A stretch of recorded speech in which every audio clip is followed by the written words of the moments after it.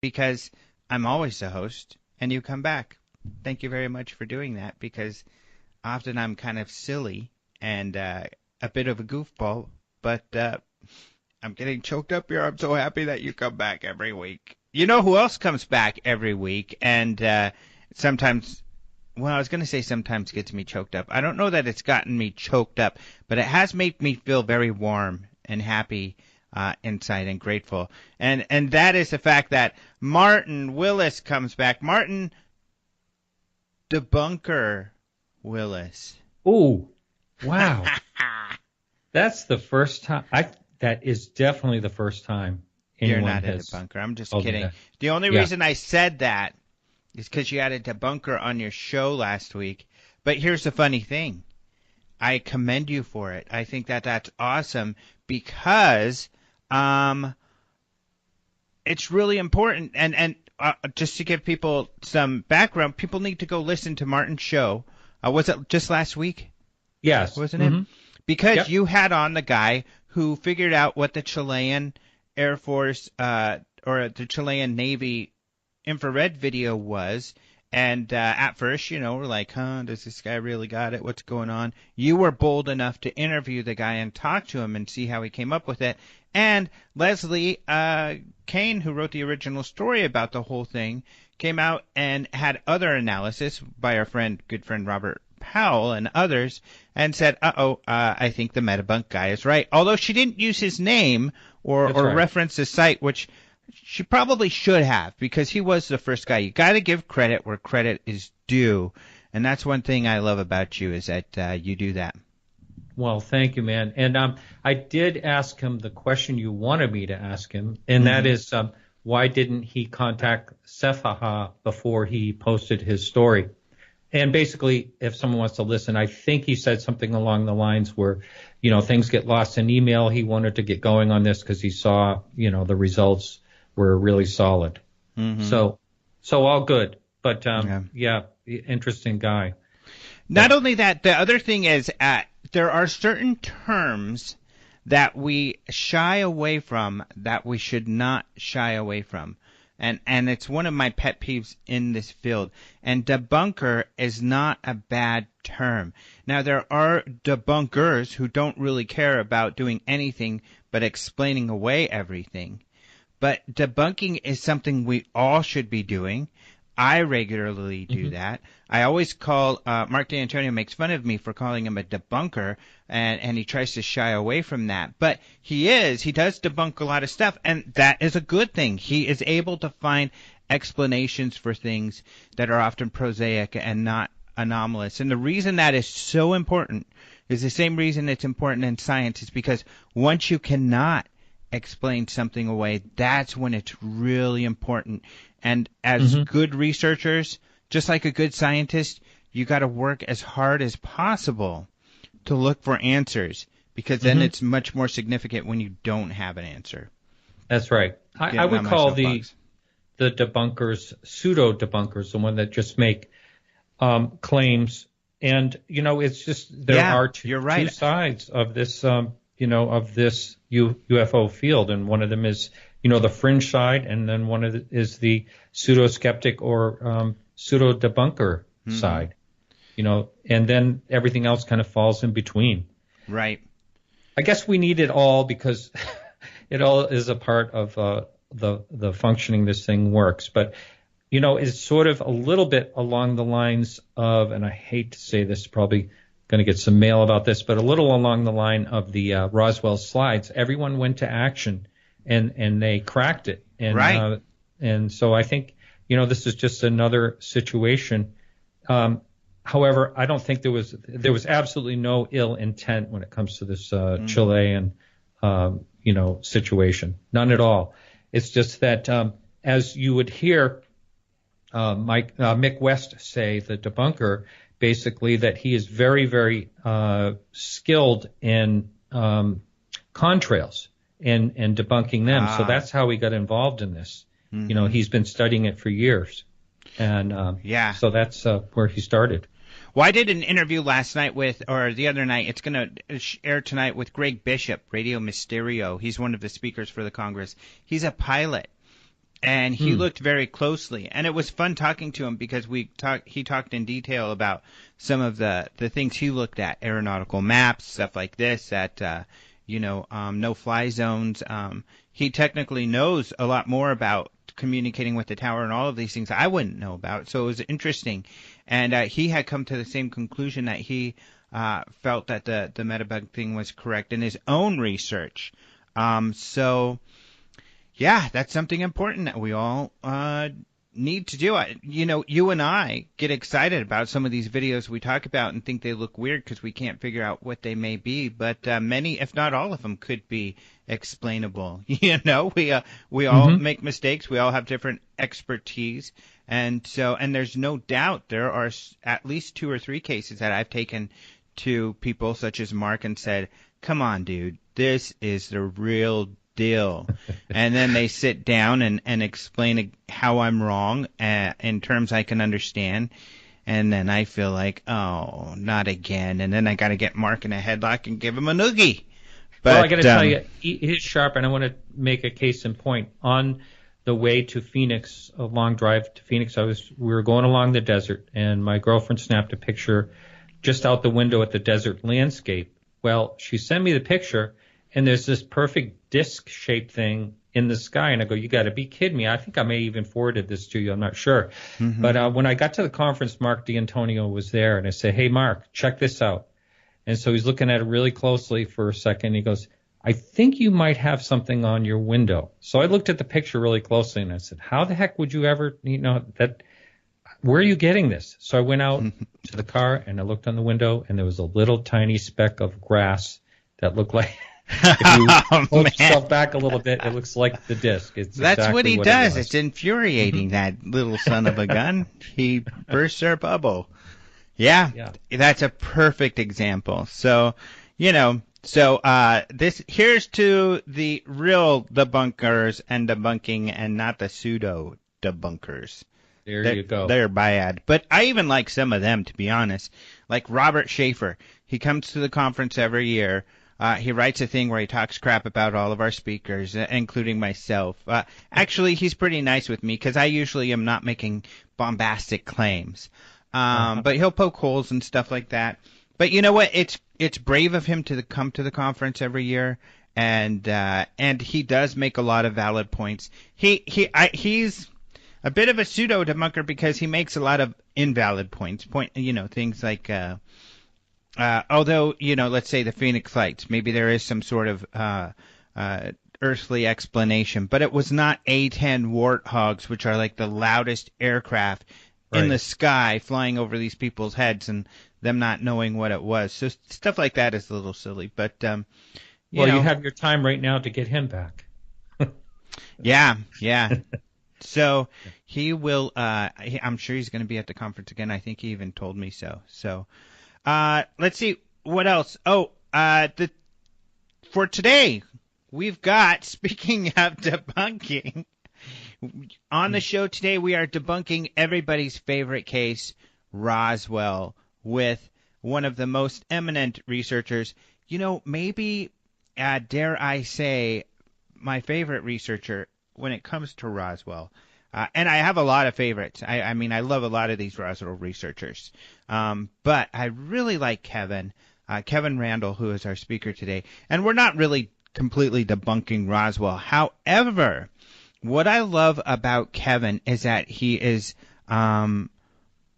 he's honest and painfully so, brutally honest to himself and to others. And I think a lot of times when it comes to Roswell research, people or other research, people get relationships. They feel for the witnesses, and so then they're less they don't scrutinize what the content of what these witnesses are saying sufficiently. And so that's what Kevin Randle has done. He's gotten a lot of flack lately because Robert Schaefer and others have said, Kevin Randle is changing his tunes in Roswell. He doesn't buy Roswell. Not true at all. And when I saw these stories, I noticed not one of these people is referencing Kevin Randle's actual words, nor have they asked him his thoughts. So I went to Kevin's site and I found a blog where he said, well, everybody's saying I recanted Roswell. Here's what I actually feel. And so I brought him on the show to talk about those things. And he does talk about how some of the witnesses kind of have holes in their stories or have changed their stories. Or in some cases, they found to be out and out inaccurate or untruthful. And so taking a step back, the case is not as strong as he had once thought. However, he certainly feels there is still a mystery, unlike what these stories are implying. And so we'll talk in details about some of the most well-known witnesses and claims. And this was a great conversation. I was on the Paracast last week. I've been doing a lot of shows to help promote the conference. And I love the Paracast with Chris O'Brien and Gene.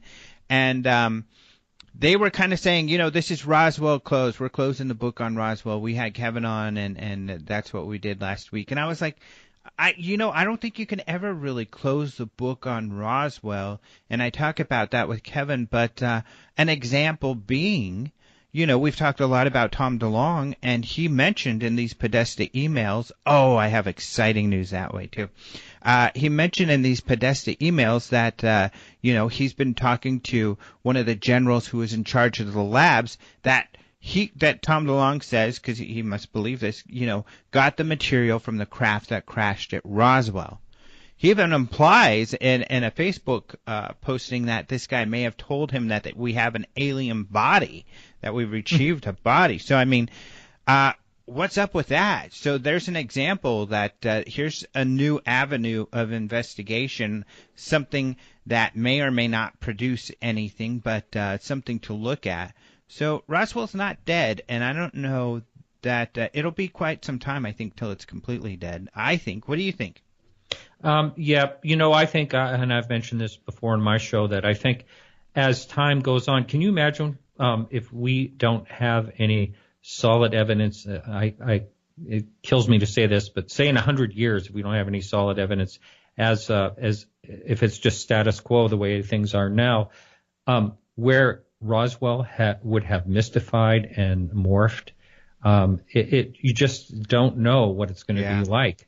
All the research is gone in some books, and you're there every July, so you see what goes basically, and it just becomes more and more of a type of an event and mystified. Mm-hmm. So, but I do think definitely that I just think it's just too much just to shrug the whole thing off. I'm going to be interested. I had Kevin on recently, but we didn't really focus on Roswell, so I'm definitely going to listen to the show. And Kevin is definitely one of my very, very favorite people in the field. And he also has a show now, too, which I really enjoy listening to. Yeah, he does. He's got a podcast out, and he's great. Speaking of which, before I get back to this big news, I'll start the news. Sorry, I know we usually let you do that, but I wanted to mention another show I've been on recently is Global Newsmaker with Focus with Patrice Sheridan. So everybody can go check that out. That's Global Newsmaker Focus with Patrice Sheridan. You can go Google that. She's on KGRA, I believe. But she's great. She's been coming to the conference for many years. In fact, she came to, I think, my very first UFO gathering I put together in Colorado like nearly 20 years ago. And she's like from the East Coast or something. And I was shocked because this was kind of a local Denver thing I was doing. And she came all across the country to come see some of these speakers. We had some great people in Denver, but that was really cool. So she's a great lady. It was a lot of fun to talk to her again. And tonight I'm going to be on a show called Beyond. I think it's called Beyond Reality. It's with Jason Hawes, the guy who, the bald plumber guy who was on Ghost Hunters. Oh, really? Yeah. So Ghost Hunters is over, but he's now doing a podcast, and so I'll be on that tonight. I don't know that he has much interest in UFOs or anything, so it'll be interesting to find that out. But I have met him before because in Denver, we brought him to do a talk out there about ghosts and stuff. So he's a cool guy. This ought to be really interesting. Another guy who, at least in the beginning, and I would assume still now, I mean, he felt like debunking ghost stories was a big deal. Same thing, because you need to figure out what it might be before you can say that it's actually mysterious. So that ought to be fun. But the big news. Ready for it? Drum roll. Yeah. Ben calls me, Hansen, who's going to be speaking at the conference.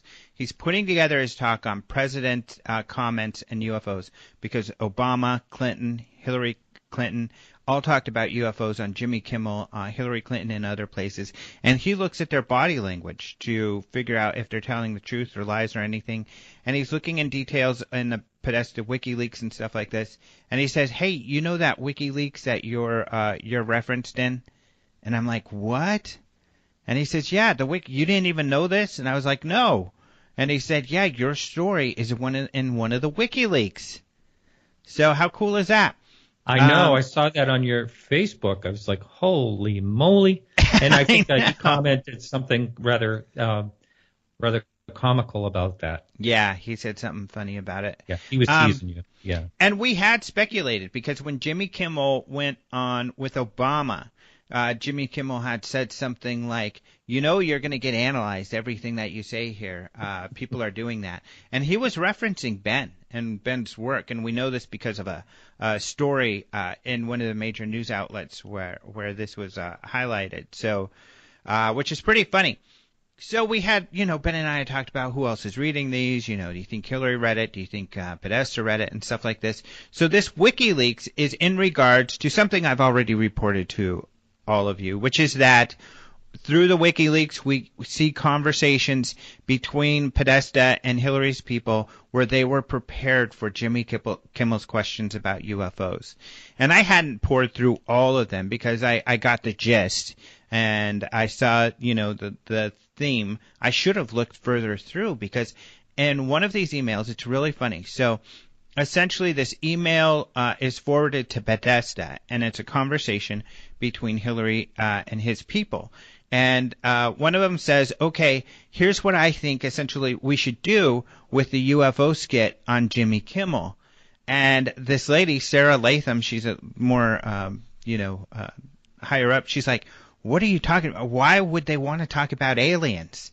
And so the other aide replied and said, well, Podesta and Bill Clinton have a history of talking about aliens. Here's some reference, here's some background on that. She posts a Mother Jones story and talks a little bit about it. And then she posts my story and talks as a reference for Bill Clinton's comments and talks a little bit about that. And my story was about Bill Clinton's appearance on Jimmy Kimmel and then Bill Clinton's history in relation to UFOs in Area 51, which included John Podesta. So, pretty awesome. Cool. They referenced me as and I read it and I thought, this would give him some good background on all of Clinton's, because I included everything, all the different comments he's made and everything. So, so that's really cool. That is, you are a star, man. Yeah, I don't do it just to pat myself on the back, but I mean, that's cool. I think it that's is cool. Exciting. I mean, yeah. I'm excited about it. But anyway. Good exposure. There's probably more important news out there. What news is out there, my buddy? Well, this seems a little, not quite as exciting as your news. Not at all. But a Georgia witness describes a UFO chased by a military helicopter. Now, this happened in Cumming, Georgia. I'm not really sure exactly where that is in reference to the state, but he was watching a military helicopter, and it seemed to be chasing a tubular-shaped, glowing white object. That is pretty odd. You don't usually hear of something exactly like that. Mm-hmm. So this happened, it was back on December 2nd of last year, 2016, and it was about 7:22. He was sitting on his patio in a hot tub. Now, you may think that's funny because everyone always teases me because that's where I had my UFO sighting, in a hot tub. And I wasn't drinking or anything like that. That's what they always ask. You were probably drinking. But anyway, He was facing south toward the back of his house, and he heard a faint chop, chop, chop of the helicopter. And a few seconds later, he saw a red light. He assumed it was a running light from the helicopter, but it was in the sky, and it emerged heading west. And so the chopper proceeded approximately 30 seconds, and he thought he would just get back to the hot tub, and then he started hearing the chopper again. And so it was considerably louder and moving very fast. And at this point, that's when he saw the object. And the thing was, this is a quote from him. When it passed by, the chopper was completely black, and there were no lights remaining from the cabin, just a red running light. And this is where it gets interesting. Just in front of the chopper, about 50 to 70 feet, was a tubular-shaped, glowing white object silently screaming by. And he knew that it made no discernible noise, and simply because the chopper was so loud, basically, in front of it. But interesting case. You don't hear a lot of things going on in Georgia. Okay, Cumming is a city in Forsyth County. I still don't know. It's not really that far away from Atlanta. It looks like about an hour or so away from Atlanta. But kind of an interesting one, a white tubular flying object. How about that? Yeah, weird. That is a strange one. It's an interesting account. When did that one happen again? That was back in, I believe it was December 2nd of last year. Okay, yeah. Very interesting. A lot of strange things happen to you when you're in a hot tub. That's true, yes. One of our recent emails, I wrote about that, about how at our conference, it's not unusual to find some of the speakers in the hot tubs because most of them are from a colder area. And it's not unusual to find me in the hot tub. So you can hot tub with some of your favorite UFO researchers. And, well, I'm a hot tubber, and a hot tubber, I don't know, that doesn't really sound good. But I got to tell you, I actually, when I tell you, the UFO sighting I had was pretty amazing. But the most amazing sight I ever had in a hot tub, and I was in my 20s, was a fireball. Never seen anything like that. Thing was breaking apart and turning as it was moving. It was like this big, huge thing just right over. It looked like it was right over my head, and I wasn't too far from the Atlantic Ocean, so I just assumed it landed in the Atlantic Ocean, only to find out that it landed in China. Really? Whoa! Or the same day, basically. It was nighttime for me, but daytime in China, and CNN reported it landing. You need to spend more time in your hot tub. So that was back in the 1980s. Some amazing stuff happens to you in hot tubs. Wow. I know. I was a little worried when you said the most amazing sight I had in a hot tub. I was wondering where you're going there, but I'm not going to get into that. But wow. Well, that's cool. That is cool. I've seen a really cool fireball that made the news too. But and that was incredible. So I can only imagine one that makes it all the way to China. So pretty cool. So did you see the other video that's posted? This was from December 23rd at about 5 p.m.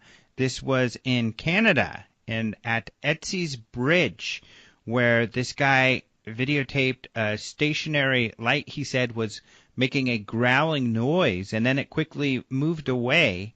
And it looks like, I guess it could be because of the noise it was making a drone, but it looks really high up there, and it's just sitting there for a while, and then it zooms off. So, and if it is a drone, it must be very high up in the air, and I mean, I don't know what kind of battery power these things have, but this was, it's kind of a weird video. So did you see that one? Yeah, I did, and it does seem to. First of all, a couple things about it. It's pretty bright, and it's an overall brightness, not like maybe drones can do that. I don't know, but it does seem to be moving fairly fast. Yeah. So it is up, and it seems to flash, but that might be just an atmospheric thing. I'm not sure. Yeah, it seems to be flashing or blinking, and it's sitting there for a little while before it kind of takes off, and not, a streak of light, but it's moving pretty quickly. So, yeah, that was kind of an interesting one, too. So people should check that one out. You can check these all out at openmind.tv. Righto. Any more news, my friend? Well, I do want to say something. Okay. And that Say was it. about your last guest, MJ. Help me there, MJ Banias.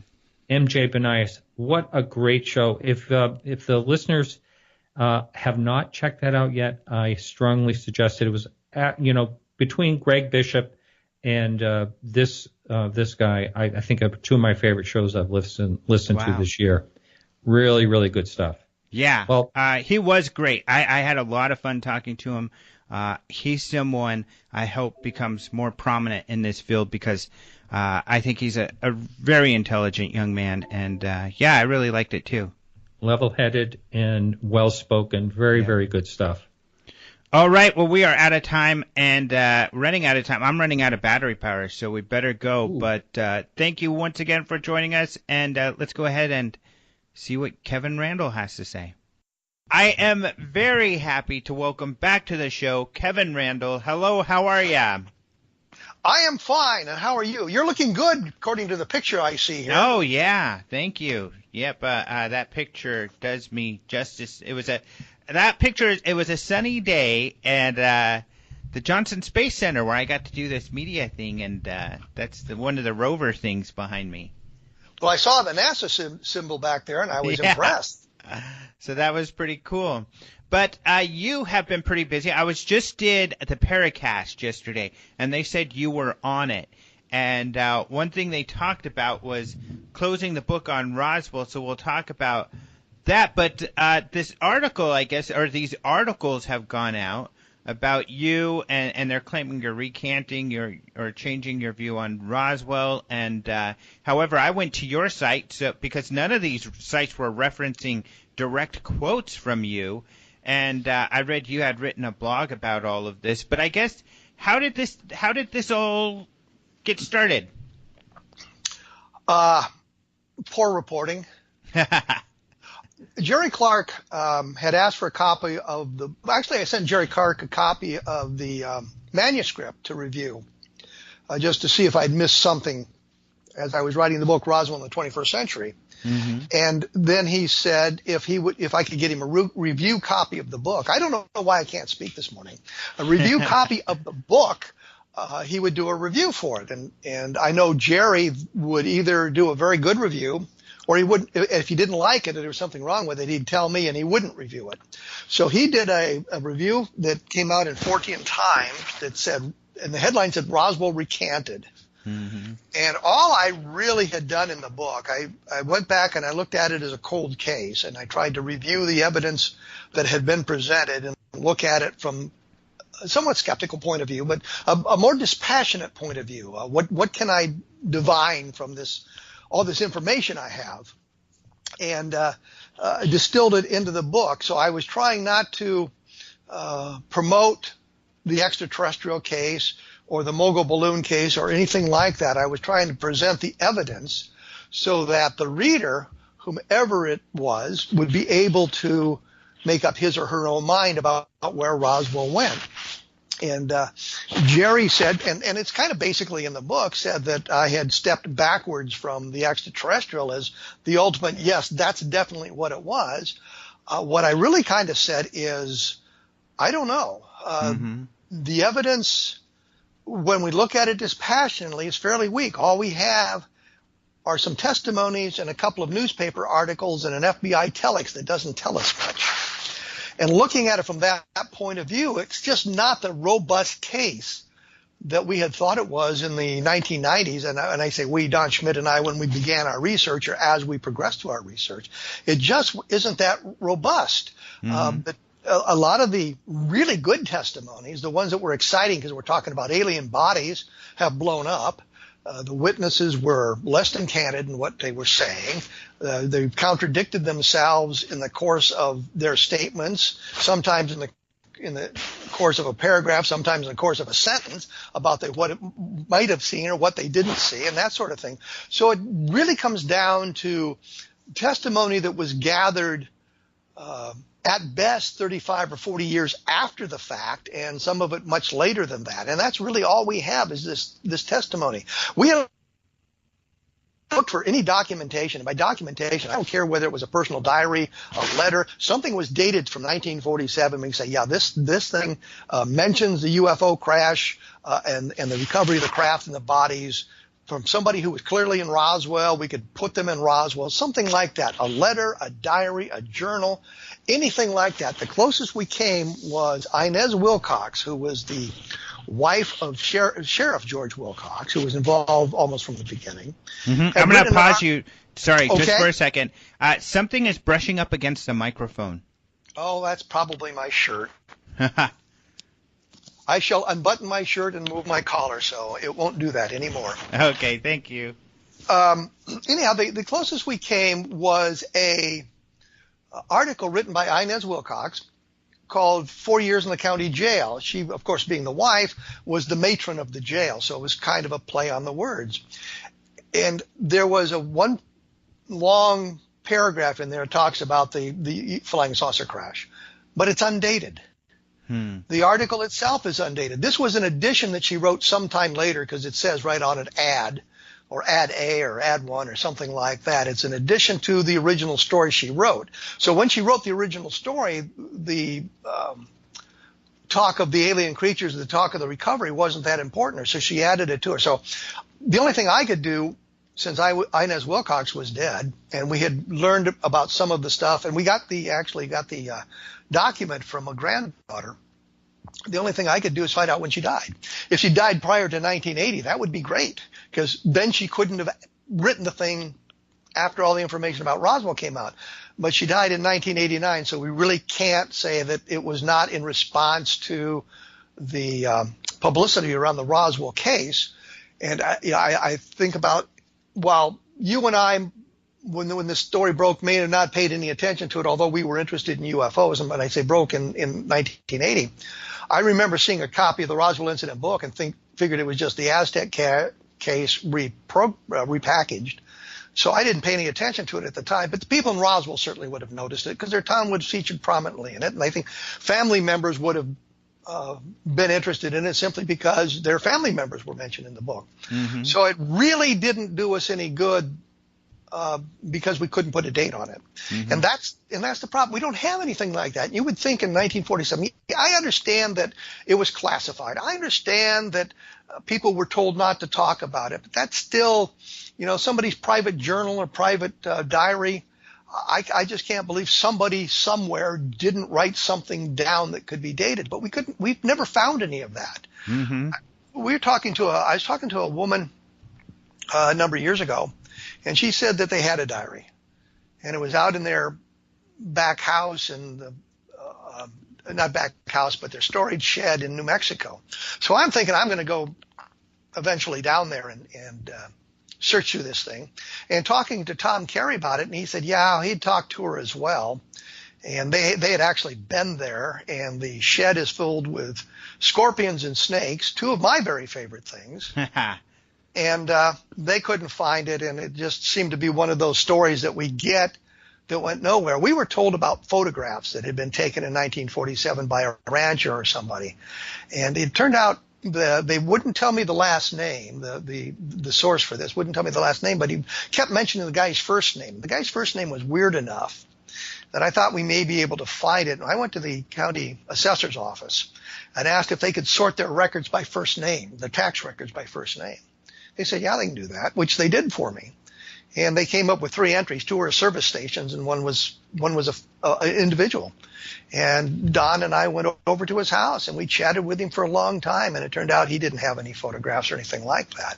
So, I mean, there's another lead that blew up on us. But that's the real point is, when we get down to the nitty-gritty, when we get down to searching for those sorts of things, we couldn't find anything. All we are left with is the testimony, some of it very, very dubious now that we look back on it. Bill Brazel talked to us. I don't think there's anything dubious about what he told us, and he talked about some of the things that he had found. Loretta Proctor would be the same way. I think that she might have incorporated additions to her story as they talked about it amongst themselves during the great explosion of Roswell interest in the early 1990s, which is not to say she was lying or confabulating. She was just adding details to her story that probably came from somebody else saying things. We know that Mac Brazel was held at Roswell for a number of days. How do we know? The provost marshal, Edwin Easley, told me that, and he said he was held in the guest house. And Bill Brazel complained about his father being held in jail. And Marion Strickland, another and Bill Brazel being the son of the first person who found the material. Yes. Yeah, Bill Brazel. So we could keep everybody up to speed with us. So Bill Brazel, being the son, saying that his father was detained after he came forward, saying he had found this material. Yes. And Edwin Easley, the provost marshal at the base, that's the top police officer. He was in charge, I think, of 2 different companies responsible for security on the base and things like that. I know, as my experience as an intelligence officer, I don't know whether it was the same back in 47. I also was responsible for gathering security clearances and all kinds of ancillary things like that I never thought of as an intelligence function. And given this was a larger organization, they may have had specific people who were responsible for those sorts of things. Although Jesse Marcel talked about doing security clearances, or the record shows he was doing security clearances and all that sort of thing. Anyway, the point simply is Easley had said that Brazel had been held in the guest house. And Marion Strickland, who was wife of one of the ranchers out there, said that she remembered Mac Brazel complaining about being held in jail after he was released. Well, the guest house isn't exactly jail, but if you're locked in and you're not allowed to leave, it's virtually the same thing. And this was the Army holding him. Yes, the Army. Army Air Forces technically at the time, but we don't need to get that specific. But I mean, so we have that sort of thing, but we get back to what we're talking about is nobody interviewed Mac Brazel.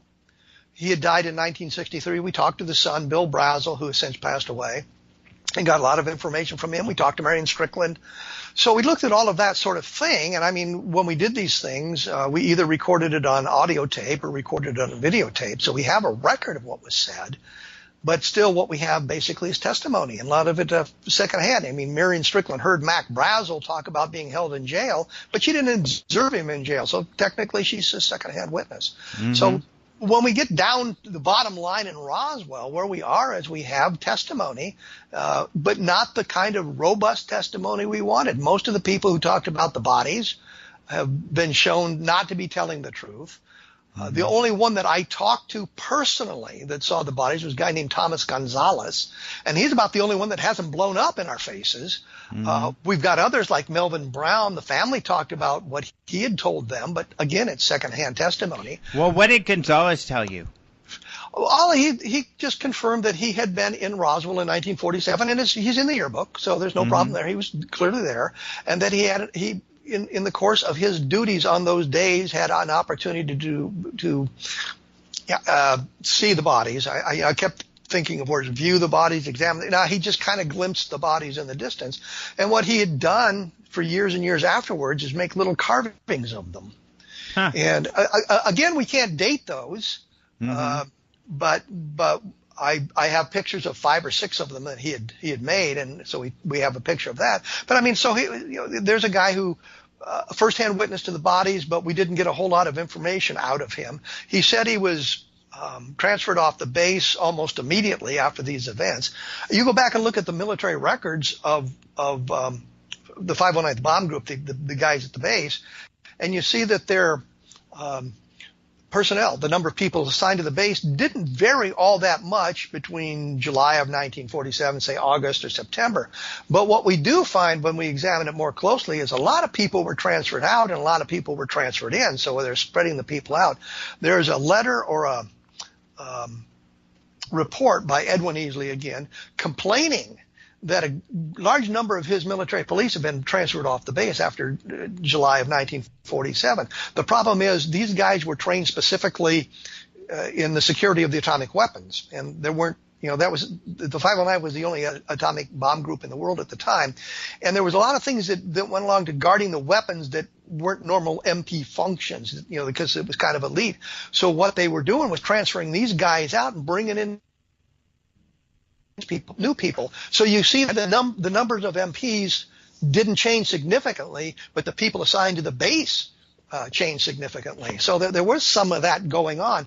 But can you say, well, that's because of the craft falling, or was that because they were preparing for other companies, MP companies, to be guarding the atomic weapons in other locations? So it was kind of the trainers thing. The trainers were trained, and then these guys go out and they train the MPs in the next company, because the atomic force would be expanding. So you need people trained like that. So you can make that argument as well. It really wasn't a direct result of the Roswell case, but it was a direct result of what their training had been. Mm-hmm. Well, see, that's why you're the perfect person, I think, to talk about all of this. Is that, first of all, well, for several reasons, you're more discerning than most in this field. That's what I really appreciate about what you do.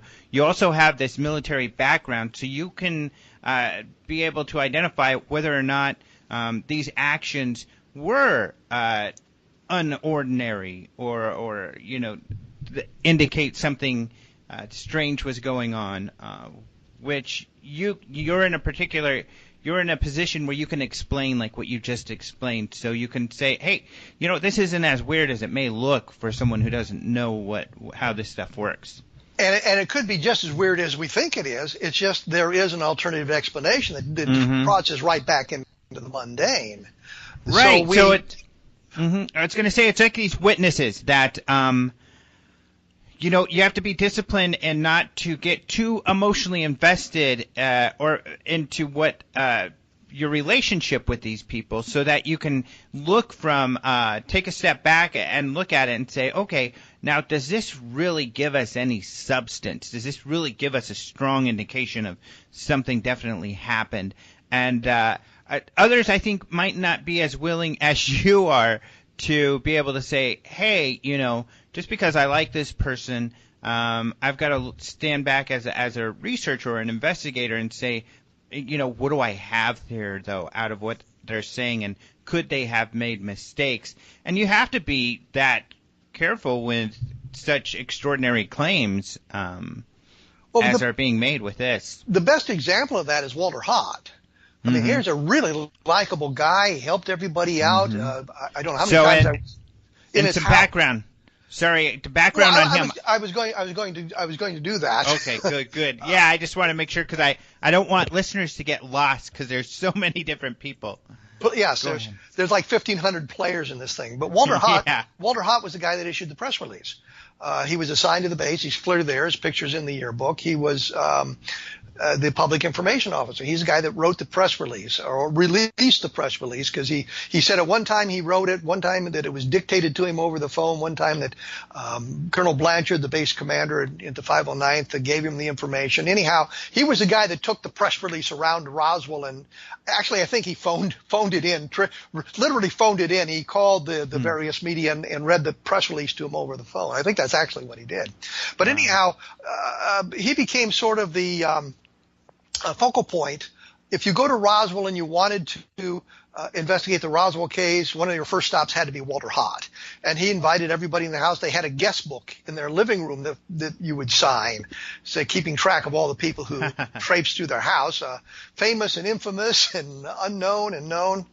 And he was always providing information. And one of the people he pointed us at was Glenn Dennis, the Roswell mortician, the guy that had supposedly called to ask about, or was called about the small coffins and that sort of thing.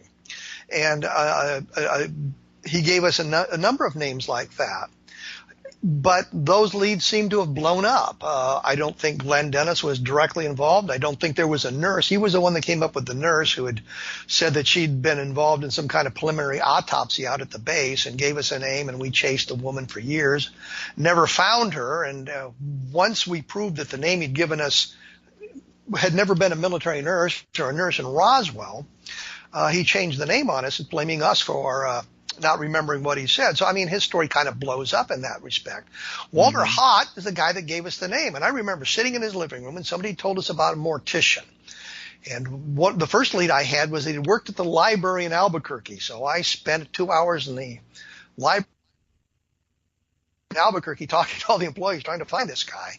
And I said something to that about that to Walter Hott, and we're sitting in his living room, and he says, "Oh, I know the name you're fishing for. It's Glenn Dennis."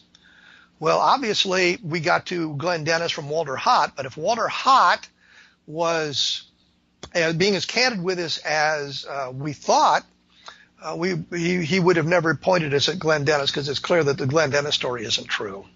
And he should have known. Walter Hott should have known. What about Hott's affidavit that was released after his death? If you and I explore this at length in the book. All of this is explored in the book in great detail. So if we got people who are really interested in the book or interested in the Roswell case, you need to take a look at the book, because all of it's laid out in detail with like hundreds of footnotes, so you can see where the information came from and that sort of thing. But this sounds like one of the most important Roswell books to be put out, actually.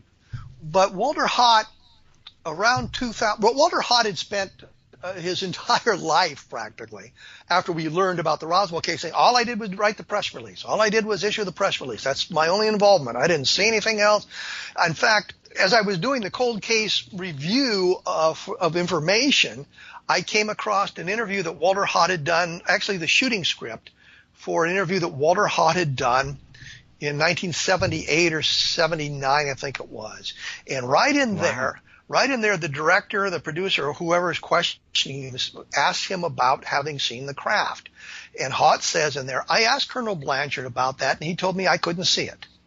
So, I mean, we have a very definitive statement where Walter Hott is saying, I asked about it, I was denied permission. He didn't have any need to see it.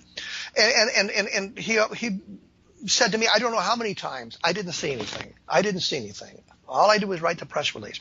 So around 2000, he's being interviewed by a French TV crew, I believe, and they're talking about all this, and he mentioned seeing the bodies. But he wouldn't say anything about it on camera. He wouldn't talk about it on camera. But he did to Wendy Connor and I think Dennis Baltheiser, two UFO researchers in New Mexico. Said something about it, and they sat him down in front of a camera and got him to talk about this. It was going to be about his military experiences or his life story. And in the course of that, they got to the craft and the bodies. And he would say in the course of a paragraph, I saw one of the bodies and the craft was really beat up. No, I didn't see anything. I just wrote the press release. I mean, all in the same paragraph. And sometimes he saw more than one body. Sometimes he only saw one. Sometimes the craft was badly damaged. But it was all twisted and turned around in this rather confusing interview that they had conducted with him. And how old was he by then? He would have been in his 80s, I believe, by the time he started talking about that. And I don't want to say anything bad about old people and their memories, because I happen to be one now, which is very disheartening, by the way. It's going to start going. Prepare for it. Well, that's what they're going to be accusing me of now. But I think Don Schmidt, maybe with Tom Carey, certainly with Julie Schulzer, who was Walter Hott's daughter, sat down and they put together an affidavit. So somebody else wrote the affidavit from statements that he had made. So I really have no problem with Don putting together the affidavit. I mean, that's done frequently. Somebody else writes the affidavit and the person reviews it and then signs it. And that's exactly what happened here. But what we have here is not only the affidavit, we have all that other ancillary material that came out from other sources on audio tape, on videotape, or maybe on DVD now, or digitally recorded. But we have all of this, so we can see his confusion, we can see his confused state. So the affidavit is very crisp, very concise, and it's made up of statements he made. It's just that if you look at the history prior to the creation of that affidavit, it becomes less than sterling. You have to look at it in the context of who Walter Hott was, what was going on. I was of the opinion that he saw that as his legacy, and he was trying to establish his legacy.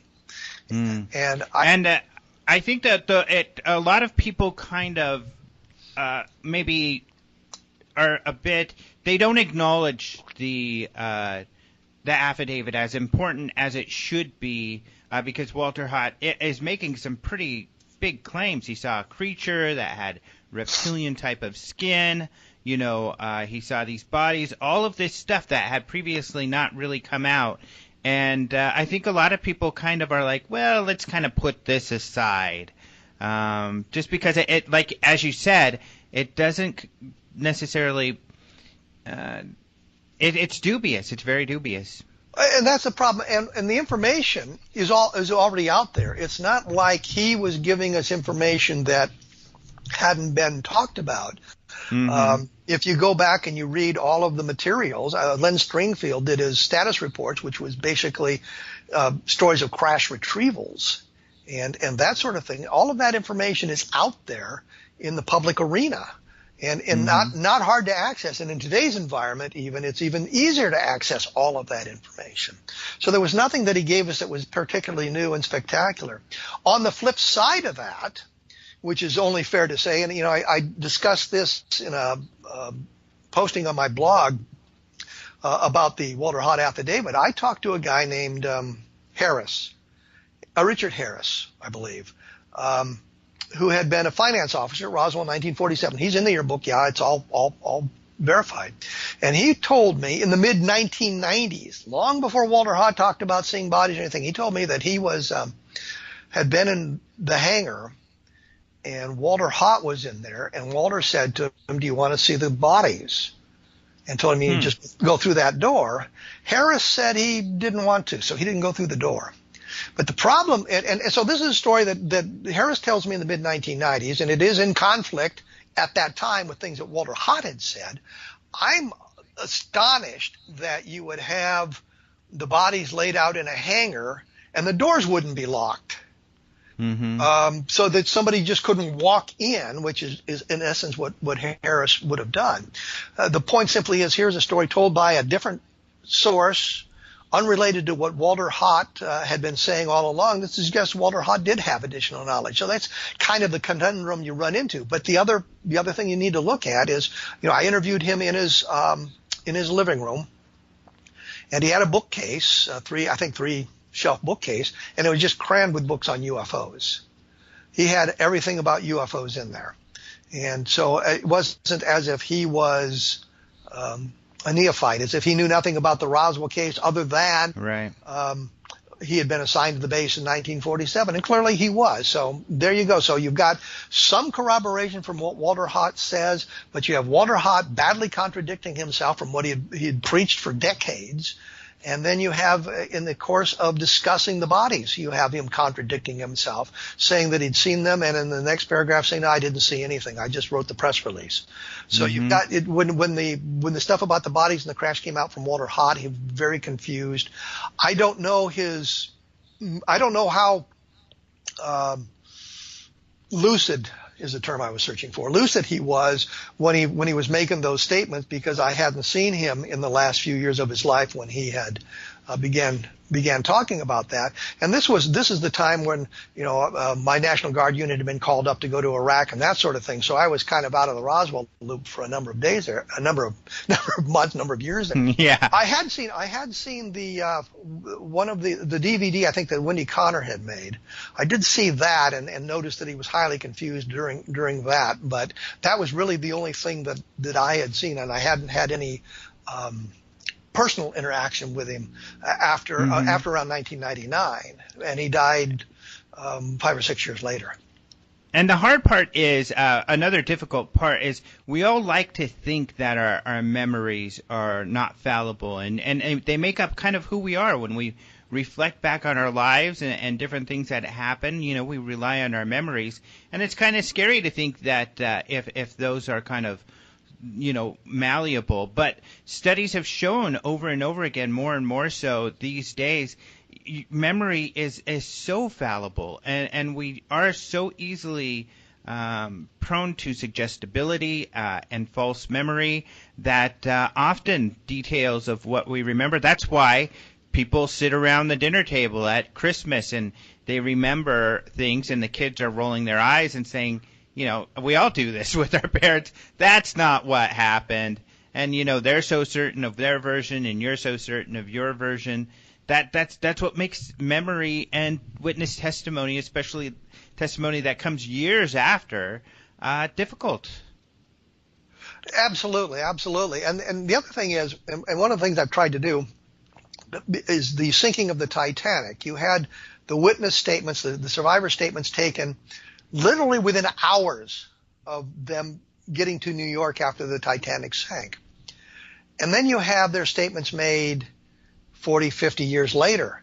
And we can compare what they said 50 years later with what they said at that time. And we find that there are huge changes. And it's all about, they're not really lying about it, but they've talked to other survivors. They've seen things, documentaries on TV. They may have read books about it. And as they do that, they incorporate that sort of thing in their memory, not consciously, but then it's become something that they remembered. And one of the big arguments about the sinking of the Titanic was it did break in two. And the witnesses who survived, well, the survivors, had two stories. It broke in two before it sank, and it didn't. And we now know the truth. It broke in two because we found both pieces on the bottom of the Atlantic. But the point simply is, even the people who were there and witnessed it weren't even sure exactly what happened until we could find the evidence. The one that kind of cracked me up was Bruce Ismay, who was the president of White Star Lines at the time, and he got into one of the lifeboats because he was basically kind of a creep. And when he was asked about how it sank, what did it look like sinking? And he said, I didn't watch. I couldn't watch it sink. And I'm thinking if I was this, I probably wouldn't have watched it sink either. But but the point simply is, you're absolutely right about memory being altered. And as people talk about what they saw, and they talk about it with other people, all of that kind of is incorporated in the memory. And then you can do just subtle things like talking about a traffic accident. Did you see the green car run the stop sign? Well, you've suddenly implanted subtly a memory that the car was green. It may not have been green, but you asked about the green car, and everybody said, well, there was a green car there. And so now the car changes color. The one thing I do remember, not Art McQuitty, Judd Roberts. Was talking about how they had tried to go out to the Brazel Ranch, and they were turned back by a staff car parked on the side of the road. And I just casually asked, and I don't know why, what color was it? And he said blue. Well, in 1947, it wouldn't have been blue, it had been green. Because the Air Force didn't exist in 1947. The cars weren't painted blue in 1947. They were painted that lousy olive drab green. So, but he became, the point is simply that the base became an Air Force base, and all of the cars were painted blue at that point. So in his memory, the car that stopped them so they couldn't get out there was blue, and clearly it would have been green. And I mean, is that a big deal? No, but it just kind of shows you how memory fools us as we try to access this memory. There used to be the story that the memory was like a video camera. It records everything you see, and you just have to access it properly. And now we realize that memory is maybe like a video camera that's getting a lot of input and scrambling each other. And so picking and choosing the bits and pieces that fit with your view of the world, not necessarily what actually happened. Now, Jesse Marcel, of course, one of the most famous witnesses, if not the most famous, the first, intelligence officer to be on the scene and look at the material. He's the guy who came out, in the late 70s and said, that was not a balloon, it was a spacecraft. Now, he never said he saw any bodies, right? And well, again, we go through all of this in the book in great detail for those that want to know it. According to Jesse Marcel Jr., his son, and they discuss this periodically, he never mentioned bodies. If Jesse Marcel Sr. had seen bodies, I am absolutely convinced he would have mentioned them to his son. And the reason I say that is Jesse Marcel Jr. told me the story that he once asked his father what the atomic bomb looked like. In 1947, the size, the shape of the atomic bomb was classified. I'm not sure why it was classified, but it was. And he said his father drew him a picture of what would have been Fat Man. If you remember the bombs dropped on Nagasaki, it was Fat Man, a big fat atomic bomb.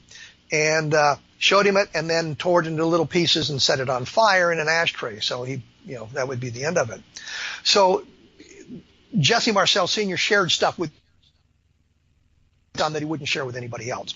I say all of this because after Jesse Marcel died, and as people were working on the case, other members of the Marcel family came out and said that Jesse had told them about the craft, or told them about bodies. I find those stories dubious. I just don't believe them. I know Don and Tom in their book, Witness to Roswell, relate some of those stories, as do I in Roswell in the 21st Century. But I look at it from the perspective as I find the stories very dubious. I would like to believe Jesse Marcel saw the bodies. I'd like to have robust testimony about that, but it simply does not exist. So Jesse Marcel, as far as I'm concerned, didn't see the bodies. He was on what we called the debris field, where there was metallic debris, but there wasn't a craft, there wasn't bodies. And I think that, there were, according to the best information, and this comes all the way from general officers on down, there was more than a single site. So it's like part of the craft fell on the part of the Brazel Ranch, and then the rest of it came down elsewhere.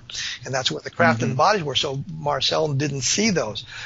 Cavett, who went to the debris field with Marcel and Mac Brazel that Sunday evening, he was the counterintelligence officer assigned to the base at the time, and went out there and interviewed him a number of times. The only time I saw him get nervous was I had asked a question about the bodies, and he leaned forward, picked a magazine up off the coffee table, flipped through it, threw it back, and said to me, did Bill Rickett tell you that? Bill Rickett being his NCO, his a member of the Counterintelligence Corps in Roswell in 1947.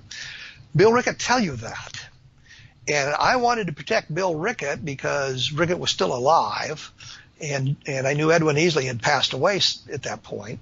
So I said, no, Edwin Easley told me that. And he visibly relaxed. And I thought, oh crap, I just blew it. I should have said yes. Bill Rickett told me that and a lot more. But Cavett always maintained that there was nothing great about it. He said to me in that same interview, I asked him about collecting balloons, and this is before the Air Force got involved. And he says, no, we were too busy with our investigations to worry about recovering any balloons. So then we transport to 1995, and Colonel Richard Weaver is interviewing him for the Air Force investigation. And one of the questions he asked was about what it was, and Cavett says, well, it was a balloon. And my next question would have been, did you bother to communicate this valuable piece of intelligence to either Jesse Marcel, who was there with you, or to Colonel Blanchard, the base commander at the time? Because, we got the press release came out and said they had a flying saucer. But they just continue on from that point. So Cavett said that he didn't bother with any balloon recoveries or anything like this, but when he was questioned specifically about it by Weaver, he said no, he recognized it as a balloon immediately.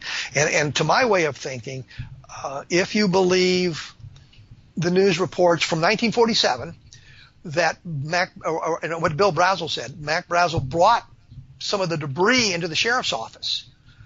So the sheriff calls out to the base. Jesse Marcel comes out and looks at it and says it's a weather balloon, and goes back to the base and finishes his lunch. Instead, he comes out there. He looks at the stuff. He talks to the sheriff. He goes back to the base and calls the base commander, Blanchard, to talk about it. And Blanchard tells him, well, we got that new CIC guy. Take him with you, which, of course, was Cavett. So then they both go back to the sheriff's office, and they all trot out to the Brazel Ranch to take a look at the debris field.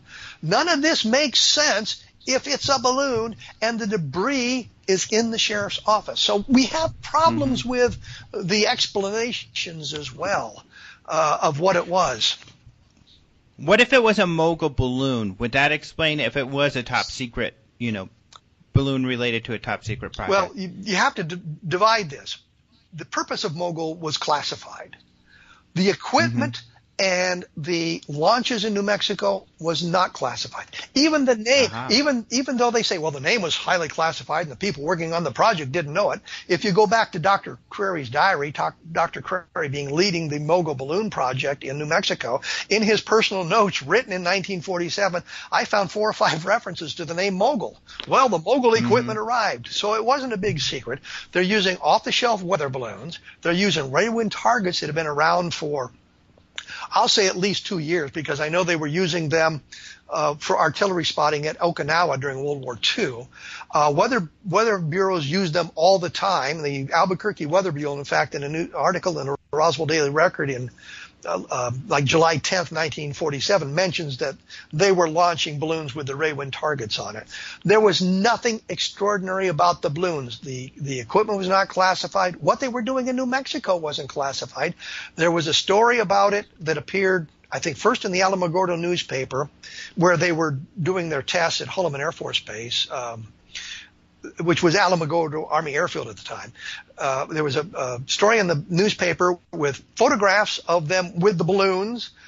In fact, Charles Moore, who was one of the project engineers with Mogul, told me that the picture showed a ladder as they were launching a balloon that he had bought with petty cash there in Alamogordo. So, there was nothing classified about it in New Mexico. It was just weather balloons and ray-wind targets. The only thing they did that would have been confusing was they strung them together in a big, long array that was like 600 feet long. And there would be 25 balloons linked together with 6 or 7 ray-wind targets, although I am convinced they didn't launch any ray-wind targets in New Mexico because they didn't have radar that was tracking the balloons.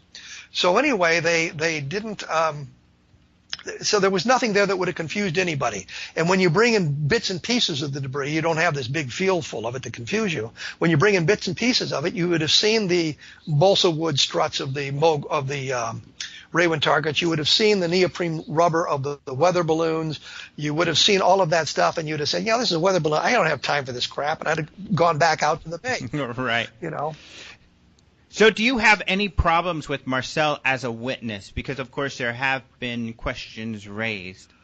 Yes. I believe he liked to tell stories. There was a book done by Linda Corley, and she was a graduate student in Louisiana, living in Houma, Louisiana, which is where Jesse Marcel lived. And in 1980, I think it was, she went out to visit Marcel, and she recorded 4 hours of interviews with Marcel, and she did a book called For the Sake of My Country. And you read through the book, and you find Marcel making some statements that are a little bit embellished somewhat. He talks about the one that really struck me was he's talking about how he had performed a appendectomy, an emergency appendectomy on a soldier, getting instructions over the radio, and his wife kind of rolls her eyes and says, "Oh, not the appendix story again." So I mean, I think he tended to embellish stories that way. Sounds like an episode of MacGyver. Well, he didn't have to improvise the scalpel and all of that stuff. Right, exactly. But yeah, it's something that's done in television quite a bit. But yeah, I see your point. So, I mean, it all comes down to, which is kind of, it's just like the fallibility of the human testimony. But it comes down to the base story, which was that this press release was sent out. Ramey did try to tell everybody it was a balloon, although, that was a cover-up. I mean, even the Air Force has admitted, okay, it wasn't the weather balloon Ramey said it was, but he was trying to hide some mogul. So, and according to you, that was not it either. So it's still a mystery, I guess. Is that how you feel? Absolutely. I don't know what it was. If you'd asked me 15 years ago, was it extraterrestrial? I said, oh, definitely, 100%, no question about it. You ask me today, I'm not sure. I do not know of a terrestrial explanation for it. I mean, we've looked at everything that I can find, from rockets and missiles gone astray from White Sands, which happened in 1947. They did go astray. Test aircraft dropping an atomic bomb by accident in New Mexico. I mean, even the mock-ups that they practiced with. And there was a story from the Albuquerque newspaper at some point in 1957, for example. The Air Force dumped an aircraft with an atomic bomb on it. I don't know if they dumped the aircraft or they accidentally dropped a bomb on Albuquerque, an atomic bomb on Albuquerque. Yeah, that was, I guess, turbulence, and the guy fell on the lever, if I remember the article correctly, and dropped the bomb. Luckily, it was an atomic unarmed, bomb so on Albuquerque. Yeah. Well, it didn't detonate, obviously. But the point simply is, Yeah. we know that story. So, 10 years earlier, if they dropped one on by accident in New Mexico, we'd probably know it by now. They would, this is what happened, and Right. all of that sort of thing. There is an interesting story that I know that has appeared. I think the guy's name is Newley, who talked about being a mechanic at Roswell after this event took place, but later in 1947, and he said that he had been we'd been in the hangar, and an MP came and chased him away. But before that had happened, he'd seen in the bomb bay of a B-29, he'd seen this thing that looked like had a big bulbous nose on it and tapered back, and they thought it might be the escape pod for the Roswell case. And the guy said, well, the guy said, I had the proper credentials. I should have been able to be there. And the problem with it is, and the clue is, it was a silver plate B-29. Silver plate was specially not modified to carry the atomic bombs. And I think what the guy saw was a mock-up of an atomic bomb. And even though the guy had the proper line badge, and again, I had line badges when I was in the Air Force as an intelligence officer. And even though I was on the primary staff, and even though I was the intelligence officer, my line badge didn't allow me everywhere on the flight line. The only people that would have those kind of badges would be like the base commander and people like that. But so he was chased away from that, and the conclusion was drawn that this must have been the escape pod. I think it was a mock-up of a B-20 of an atomic bomb. And if you go to the internet and you look up the MK3 atomic bomb, I think it's the MK3 atomic bomb, you'll see it's got a big bulbous nose and it tapers on back. So what he was describing was an atomic bomb and not the escape pod from a UFO. So, I mean, we've got to search for those stories. And here again is, I think, a little bit of my military experience has come in, because I realized that even though he had a line badge, it wouldn't have allowed him everywhere. And since the size and shape of the atomic bomb was classified in 1947, he probably saw something that he shouldn't have, or got into a part of the hangar he shouldn't have, because he was allowed in other sections of the flight line. But the MP chased him away properly. Mm-hmm. Let me ask you this. This is something I'm curious about, because more and more we see these old FOIA, these old documents being quote unquote lost. So, for instance, John Greenwald has gotten some replies in the last year or so about the NSA documents that, were, and the DIA documents that were part of the cause releases of old files. And they were highly redacted, so they were mostly blacked out, and Stanton Friedman shows them all the time at his lectures. However, they say they've lost the originals, so they can't produce the unredacted files. Maybe we believe that, maybe we don't. There's the Kecksburg incident, other files that have been allegedly lost. Could it be that they truly are lost? Could it be that we never know, because those records so long ago were just deemed as, well, this isn't important enough, nobody cares about this or is looking at it, maybe it's too weird or something, so the files are just burnt up and gone. And I mean, to that end, that would be a terrestrial explanation, meaning that, it was something that was insignificant. Of course, material that is otherworldly would be very significant.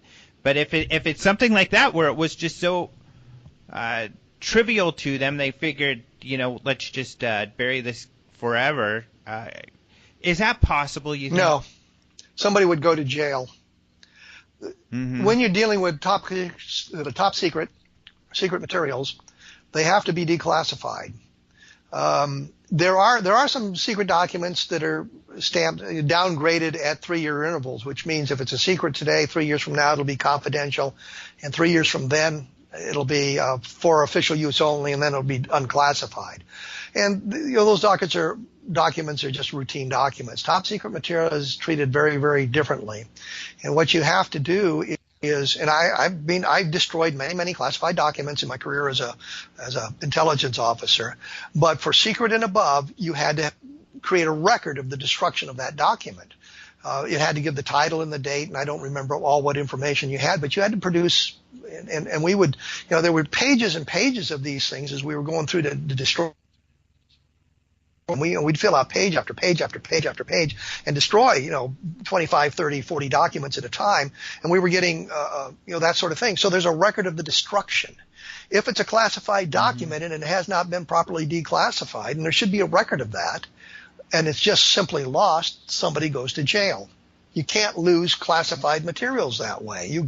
But they are losing them. I mean, we've got many instances now where they say they've lost them. And I'm them. saying somebody should go to jail.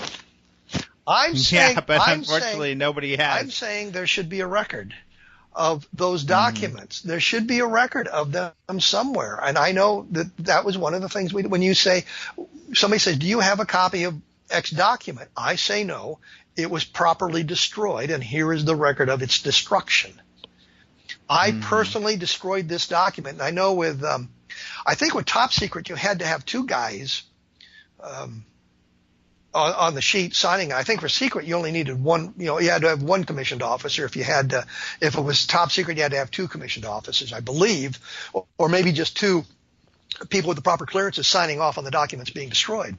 But I remember spending many hours at the Great Lakes Naval Air Station destroying classified material, and it was always a hoot because I would call out and I would say, "This is Captain Randle." And I was an Air Force captain, and they would get real excited because the naval captain is a really high-ranking guy, and an Air Force captain isn't much, and they'd get really excited. "Yes, Captain, what can we do for you?" "I'm over here at O'Hare," and they would say, "Oh," because they realized now I was an Air Force captain. But we would go over there and destroy the classified materials, and and the problem was we had to use these machines that basically pulped it. So that if you found a piece with a letter on it, you were doing really well. You turned it basically into lint. These machines did. The shredders we use, you can put the things back together if you have the time and the inclination to do so. So this was pulping the stuff. And that was the way we needed to destroy it. But we had records of it being destroyed. So if somebody came and said, "Do you have a copy of this document?" and I said no, they said, "Do you have a record of its destruction?" and I would say yes, and here it is. So if they're saying we've lost the documents, I am very dubious of that claim because it should be somebody going to jail. Mm-hmm. Well, having said that, what's interesting is, especially with this resurgence with your the stories, the inaccurate stories going out about what you have said has kind of sparked this conversation again. And so many people, for some reason, have this feeling, and they get frustrated with Roswell, and they're like, "We need to close the book on Roswell." This finally closes the book on Roswell. But having said what you said, you can never close the book on Roswell because stuff could still turn up. But where do you look? Who do you talk to? Well, that's the hard part. Maybe all the leads are gone, but something could still turn up. And that's absolutely it. I've been preparing a piece for my blog about Roswell: The Next Step. And do we interview the grandchildren of the witnesses? Do we go back and we look at the unit history, which I've got microfilm copies of the unit histories, for crying out loud. How deeply there's nothing in there that gives us a clue. We look at Wright Field, Wright-Patterson Air Force Base, all of that sort of thing. There's really no place to go here. All we can do is reevaluate the information and see if something pops up, and that's what I attempted to do with the book. One of the interesting things on my radio show on the X-Zone Broadcast Network, I got a chance to talk to a guy who had been in Project Blue Book at the very end. And so here's a guy, we got a picture of him standing there with Hector Quintanilla, So he's clearly with a member with Project Blue Book, and I had a chance to interview him and talked about this and learned about how the investigation took place toward the end. And it's just not what we thought. It's just not where we are. But a lot of the stuff, I asked him about the classified materials because he had gathered a lot of the material. They were supposed to get rid of it, take it to the dump. And he thought some of the stuff should be preserved. So what he'd done is he'd taken a lot of the stuff home, and a UFO researcher, Rob Mercer in Ohio, found a box of this material for sale on Craigslist, for crying out loud. Oh, right. And went through all of that and got the box and realized who had collected it and managed to find the guy, this Carmen Morano, at his home, and talked to him and got more of the material. And so my question when I was interviewing him on my radio show was, about the classification. He said, oh, none of the stuff is classified. So we get to the Blue Book and we're hearing about it's classified and all this stuff. And I've gone back now through a number of the microfilms and looked at it, and very few of the documents have any classification on it at all. The only thing they were worried about is revealing the names of witnesses, because they had promised witnesses in the course of their investigations they wouldn't release their names so people would know about it. So that's why they went through and tried to redact all the names. They did a lousy job at that, by the way, and the information is out there. And I guess Rob Mercer told me that he had a complete index of the Project Blue Book files with all the names in it. The copy I've got, their names are all redacted. I've got a complete list of all the witnesses, because Bob Cornett and I had a chance to look at the Project Blue Book files while they were at Maxwell Air Force Base before it was all redacted. And one of the first things we did was go through the index and write down the case and all the witnesses for it. So we were able to put the names back in. I think Don Berliner had done the same thing, and I think Brad Sparks has done something of similar nature. And so we could put it in, but Mercer's got everybody's name. And you go through the cases, and there's just some really laughable things on the Arnold sighting, the Kenneth Arnold sighting in June of 1947. They even went to the extreme of blacking out Arnold's initials. It's the KA. They'd black those out, and on one of the interviews, it's got written in grease pencil across the page in letters at least an inch high, Arnold sighting. So that's funny. So it's there, and they would have newspaper clippings, and so you could put the names back in through the newspaper clippings that went with the file, so you could put the names in. But Mercer's got a complete set of that. But the point simply is, some of the things we thought about the Air Force investigation aren't true, and the classifications have been jumbled, and things weren't as highly classified as we thought. The same thing with Mogul. The ultimate purpose was classified, but the stuff going on in New Mexico wasn't classified. So the point is, there's no place to go with the Roswell case here and now. There's no place to go other than to review what we have. And sometimes a cold case review brings information forward, but we're kind of stuck on that right now. And as I said, that was the point of Roswell in the 21st century, is do the cold case and try to put all that information into a single resource that may lead somebody else somewhere, because I'm not sure where to go with it. Yeah. Well, and then you have Tom DeLonge alluding to possibly this McCaslin guy who used to work at Wright-Patterson Research Laboratories, was in charge of them. He implies, he certainly has talked with him, we know this from the Podesta WikiLeaks, but he implies that this McCaslin told him about a recovered alien body, and Tom DeLonge even told Podesta, this is the guy who was in charge of the labs where they sent the Roswell material. So I don't know that that's going to lead anywhere, but that type of person could be out there. Well, the thing is, there was an FBI document, the Huddle memo, that shows up periodically, and it says, "Here's the proof. Here's the proof." We've had the memo for like 8 billion years, and it refers to the Aztec crash. Doesn't refer to Roswell, although it doesn't say that, but it's clear he's talking about the Aztec crash. And here's an FBI document. All it is an agent heard this story, and he put it in a memo and sent it to the FBI. He didn't try to verify the information. He didn't do any further with it. He just creates this memo, and it, like I said, it resurfaces all the time as the documentation, but we know what it relates to and we know where it goes. So it really doesn't lead us anywhere. Yeah. So we'll see, but at least your book is an example of work regarding Roswell that should and needs to be done. So I'm excited about your new book. Is it out? Oh yes. You can go to Amazon Okay. right now this minute, and as an ebook, you can have it on your iPad or your phone in like 10 seconds. All right, I'm going to do that. The only problem, you also can get a hard copy. The only problem is, and I'll tell you this, is that the footnotes in the ebook are all at the end of the book, as opposed to being on the page. In the hard copy, it's all the footnotes are at the bottom of the page. So, it's hard to flip back and forth between the footnotes when they're at the end of the book.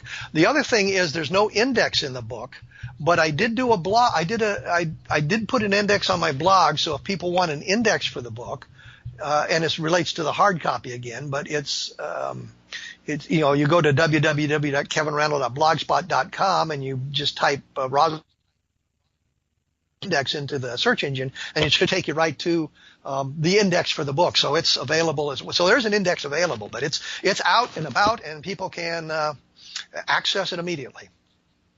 Perfect. Well, now if listeners run across these stories that say Kevin Randle says Roswell is phooey, they've got the word from you on what your real thoughts are.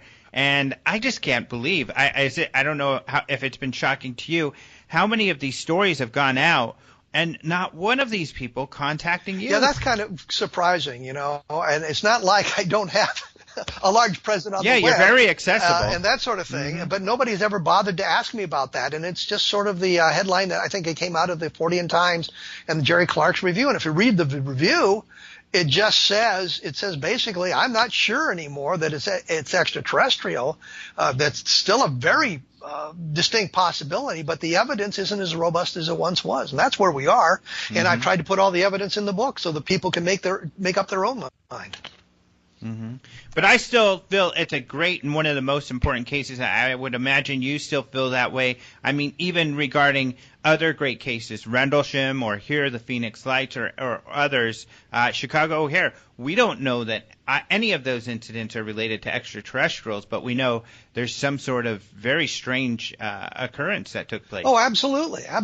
And I think we've gathered all the evidence on the Roswell case that we can.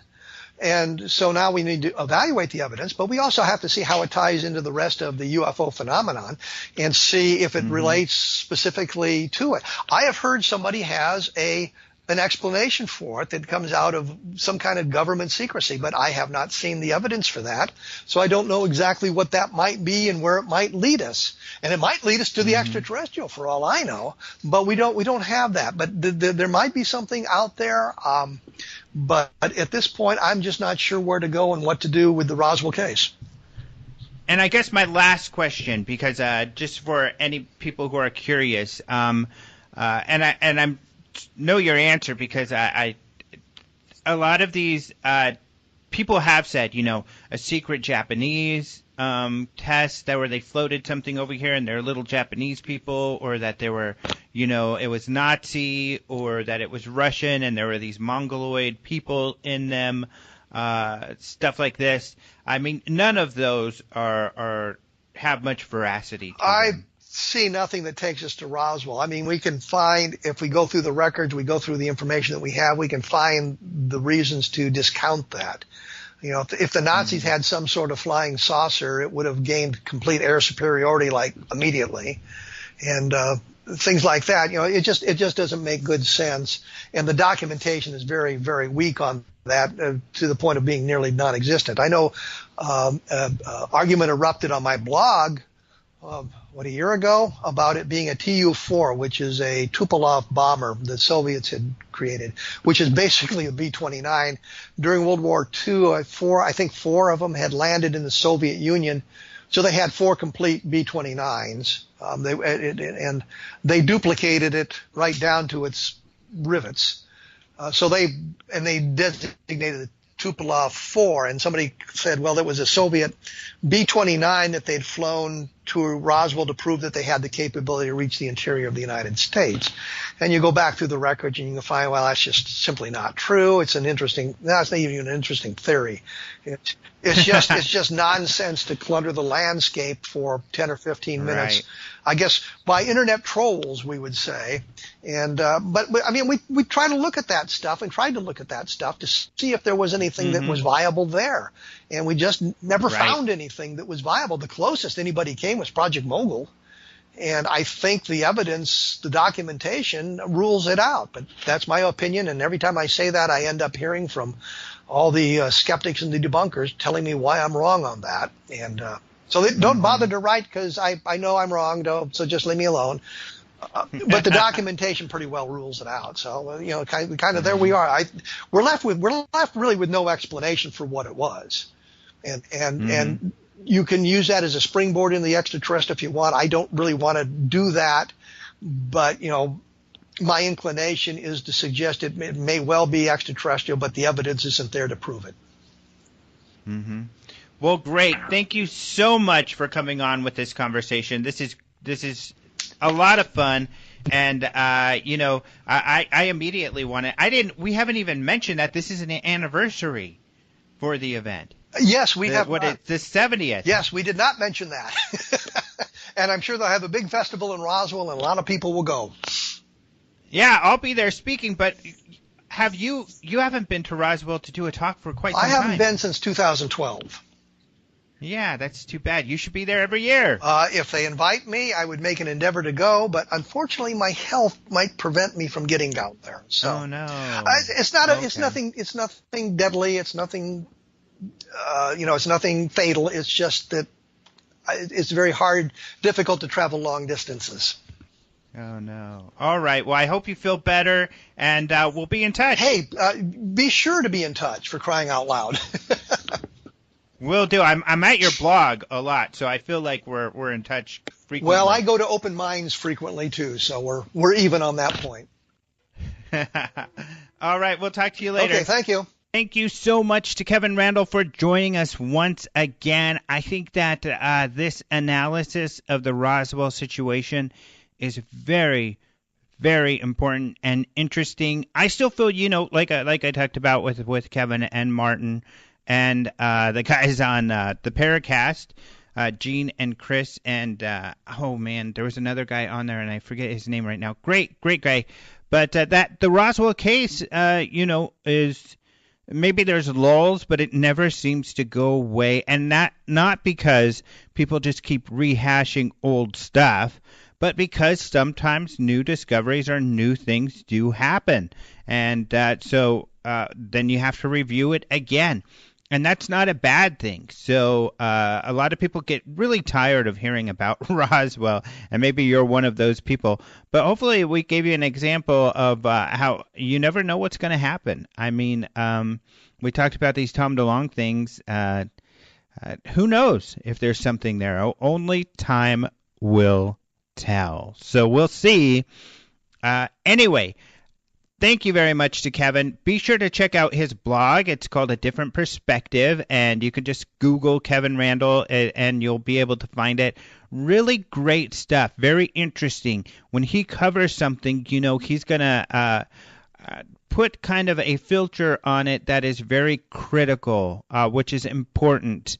And as he talks about, anecdotal information is one thing, but hard data and content of that anecdotal information and the way it corresponds with other testimony is really, really important.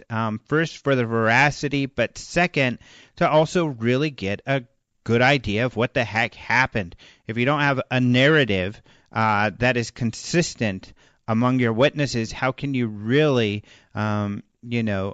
understand or have faith in what might have occurred in any given situation? So all of those things are just very, very important considerations, and Kevin is great in taking all of those things into account. So as you can tell, I'm a big fan of Kevin's work. So thanks again to Kevin for joining us on the show.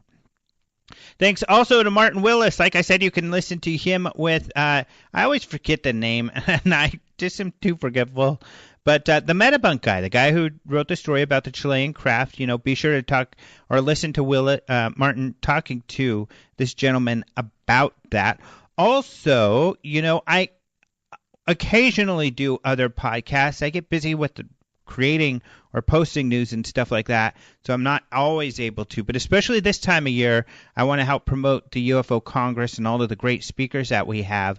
So I'll do more of these shows. So the Paracast, I always like going on with them. As I talked about, I was on there. I was on a Global Perspective, or Global Newsmaker Focus with Patrice Sheridan, who's on KGRA, so check that out.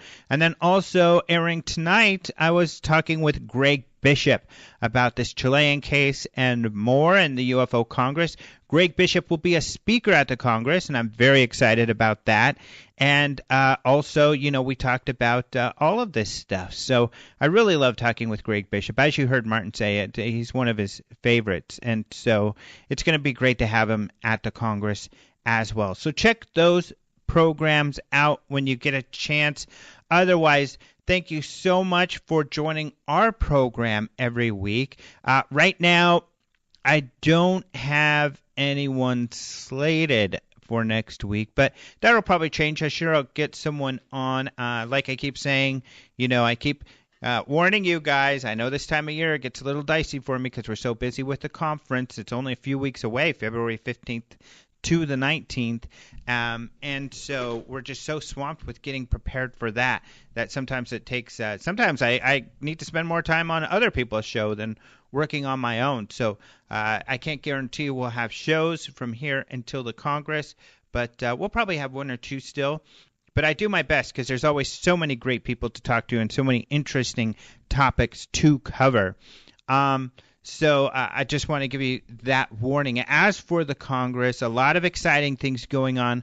The one thing I want to tell you is this week is the last week to order discounted tickets online. So if you want to order tickets, you got to go online and do that this week if you want the discounted price. Now, a lot of people like to come buy tickets at the door, which is fine. Sometimes people aren't sure of their schedule, so they need to come to the door. In fact, most people seem to buy their tickets at the door.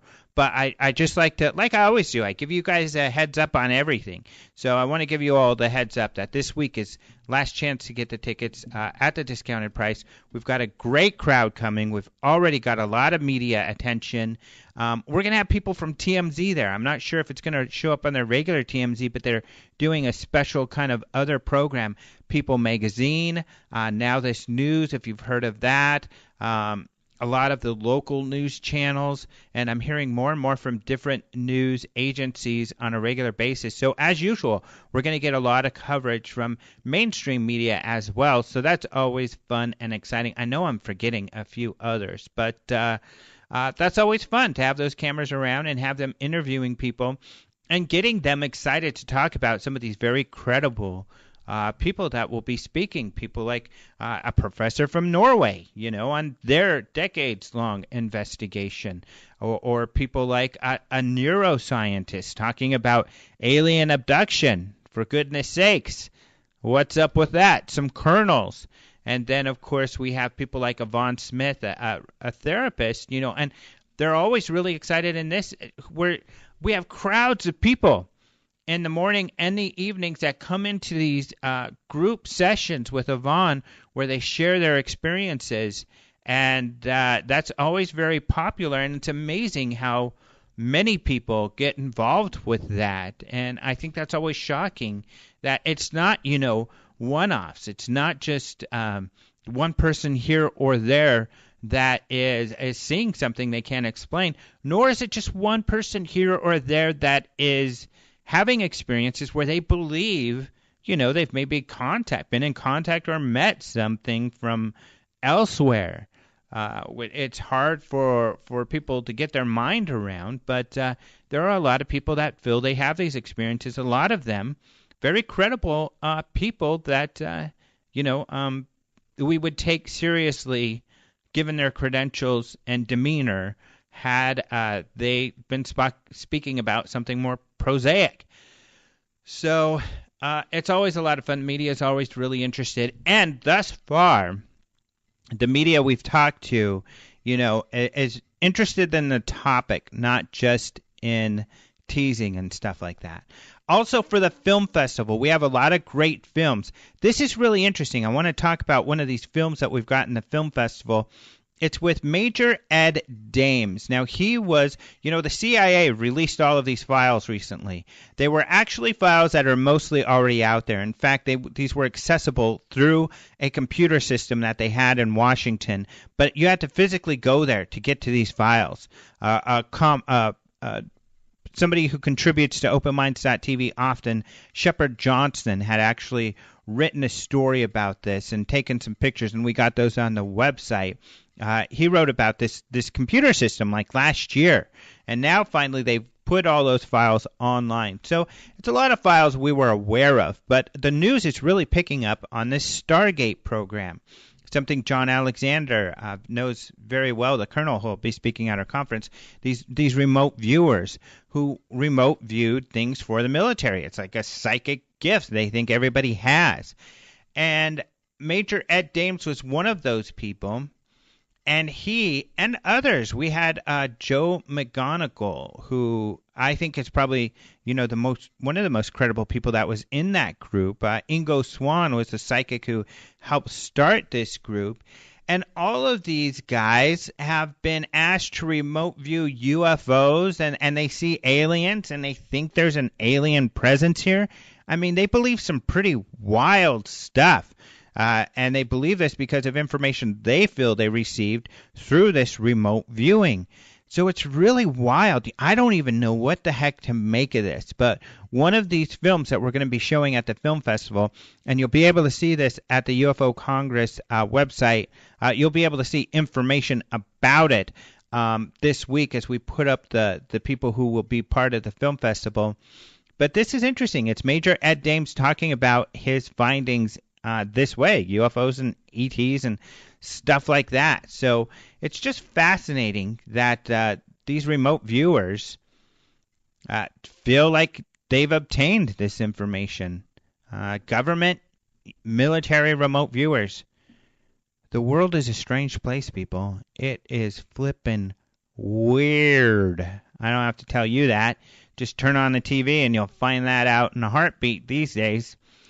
Wild, wild stuff. So this will be a lot of fun. This will be interesting. Even if you don't make it to the Congress, you'll be able to find information out about all of these films, see who wins, some great stuff that'll be involved in the film festival. And if you're coming to the Congress and you want to judge the films, you can come a day early. Come on Tuesday. We show the films all day Tuesday, and that's when judging takes place. Now, if you can't come on Tuesday, we still have the People's Choice Award. The judging for that takes place Saturday evening at the awards banquet. So those are the two ways you can be involved as a judge for these films, and we'll see who wins. It's always exciting to find out who will win the EBE Award for 2017. Very prestigious award. People put those laurels on their DVDs, and it's a really important, special type of thing. So this is going to be a lot of fun. That's what's going on right now at the UFO Congress. You can check out the latest at the website ufocongress.com. Do I have anything else to say about the Congress? Not at this moment that I can think of, but I will probably regret not mentioning something as soon as this show is done, because that's commonly